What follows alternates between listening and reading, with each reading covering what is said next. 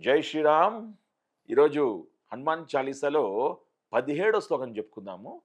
తుమరో మంత్ర విభీషణ మాన లంకేశ్వర భయ సబ్ జగ జానా.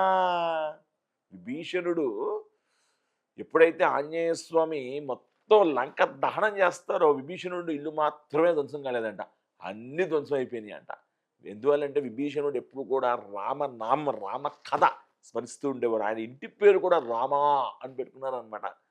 సో విభీషణుడికి చెప్తారనమాట, నువ్వు అటుంటావా ఇటుంటావా నువ్వు డిసైడ్ చేసుకో అంటే, ఒక్కసారిగా నేను మా అన్న తప్పు చేసినా కానీ రావణాసుడు నేను మీ వైపే ఉంటానని విభీషణుడి వైపే వచ్చేస్తారంట.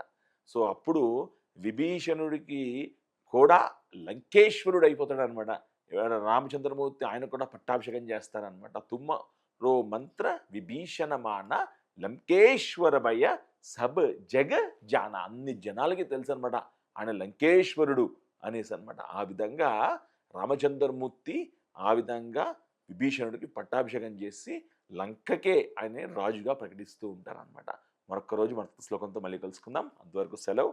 జై శ్రీరామ్, జై హనుమాన్, జై గోమాత, జై సనాతన హైందవ ధర్మం.